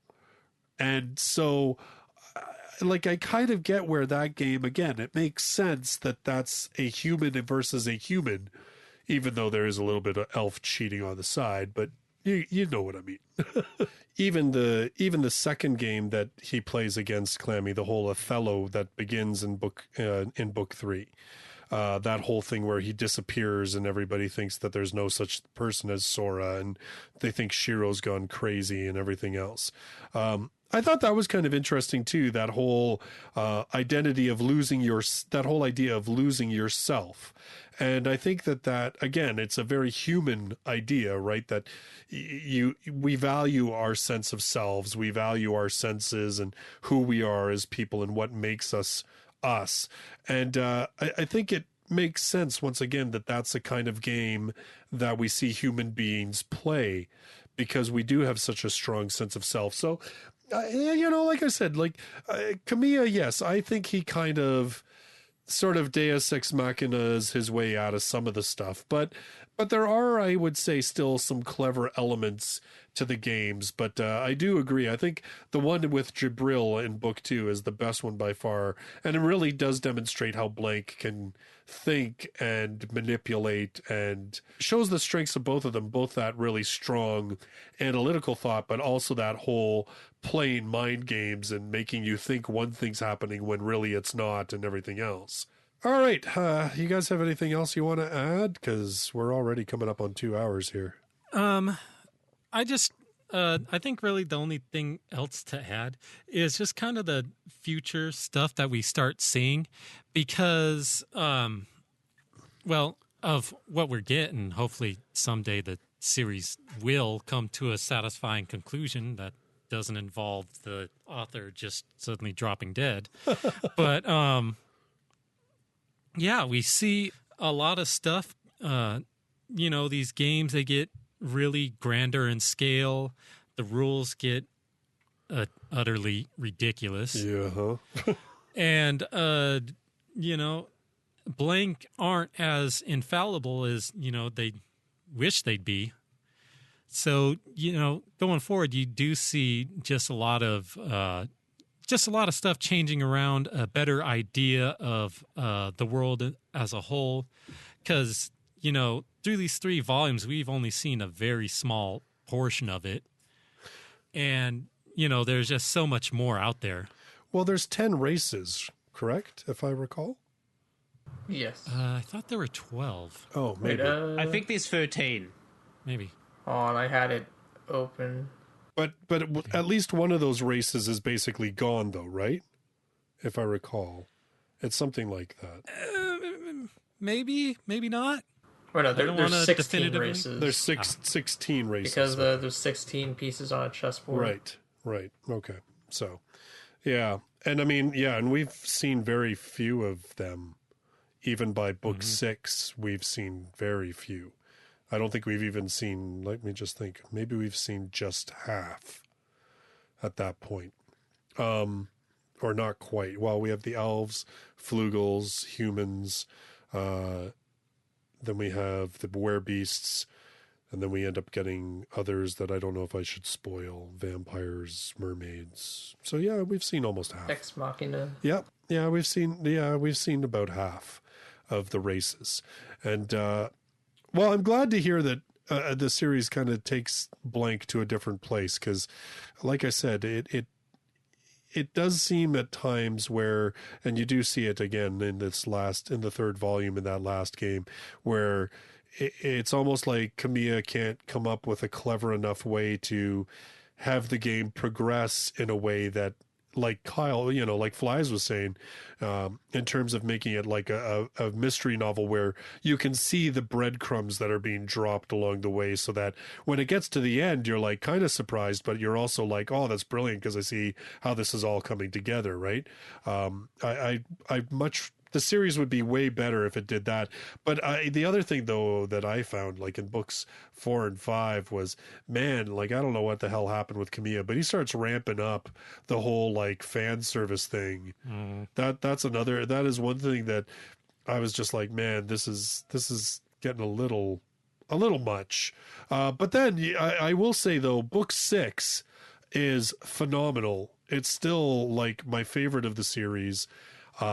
And it is, man, like it's funny because it's not that long a volume, but in terms of making you actually understand just how horrible those years of war were, I thought it was really effective and really well done. And there was a good reason why they made that into the movie, aside from the fact that it tells one complete story. But yeah. Yeah, when I saw the movie, I was like, "Holy shit!" Like this is some brutal stuff, man. Like it's like, yeah, I can see why the god of games decided, okay, no more race war. No more. Yeah. Oh yeah, and I mean the stuff that humanity does in order to survive and to try and sort of manipulate things to try and make the war go a certain way so that humanity's not wiped out. And man, it is pretty, it is actually a really, really good volume, which and again, it's so funny because I read 4 and 5 and I was like, man, this is just getting a little much. It's getting a little too fan servicey. The game that they're playing is just kind of ridiculous. It's kind of otome game-ish like stuff. And I'm just like, oh my God. And then you read volume 6 and I'm like, well, where the hell has this Yuu Kamiya been for the last couple volumes? Like, holy crap, we can actually tell a really good story that has... Yeah, I was kind of shocked because, like, it doesn't feel like it's bullshitting you. Like, it's not, like, overly dramatic. It's like, well, this is the world. Like, in the movies, it's, like, just desolate wasteland, continuous war, politicking and warfare. Like, whole cities and areas are just barren and it's fucking raining ash. Yeah. Like, whoa. like it's brutal. Like, it's brutal, and that's like that's if what I mean. People thought World War One or World War Two was brutal and destructive. Like imagine that, but for the entire planet. All right, like every single square inch of the planet. All right. Yeah. Well, and the other thing that he managed to do was he created this whole cast of new characters, and yes, okay, they're very heavily patterned on the existing characters, but nonetheless, I really liked those characters. I really cared about those characters by the time the book was finished. I actually like them more than I like the main cast, because yes! I think there's justification. There's justification why they act like this. Like, if you live in a fucking war-torn planet where there is no fucking light in the tunnel, and it's like you have to do something, all right? You have to do it, like no matter what dirty scheme or trick you have to do it, because if you do nothing, like inaction is worse than taking action. Like it's better to die doing something than die and doing nothing at all. And that was kind of like the mindset they had. It's like, we're going to do this because we're going to die anyway. We're fucked anyway. So why not fucking do something? Volume 6, and it's funny, but I'd almost be like, you know what? At least read up to Volume 6, because Volume 6 is worth the read. And if at that point you really just don't want to go on, I mean, that's up to you. But, or you could almost only read Volume 6. Almost. I mean, it could stand alone as an entire series. So. Well, I mean, you could watch the anime and then watch the movie, or watch the anime and then read Volume 6. I still think Volume 6 was better as a book. That's my personal take on it. The movie was great. Don't get me wrong. I really enjoyed the movie, but and it was visually awesome. But I think the movie is good, but I think the book will have more details, because obviously it's like a... Yeah, the book definitely lays things out a lot clearer. The plans that they execute make more sense. There's at least a few more things that are like even crazier. Yeah, like it's good stuff. In any case, yes. So that once again, that's getting a little further ahead. But you know what? It's not bad to have an idea of what lies ahead if you decide to check this series out beyond what the anime has covered. So. In any case, I think we'll end our conversation there for tonight, because, we're over the 2-hour mark. Shouldn't we announce what we're going to do next podcast? Yeah, well, I'm getting there, bro. I'm getting there. So our next podcast is actually going to be Strike the Blood. Yeah! I mean, I'm looking forward to this. No, senpai, this is our fight.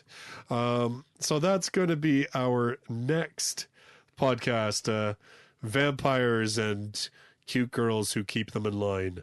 In any case, gentlemen, thank you for joining me on this podcast. To dear listeners, thank you for sticking there with us. We'll see you next time. Till then, bye-bye for now.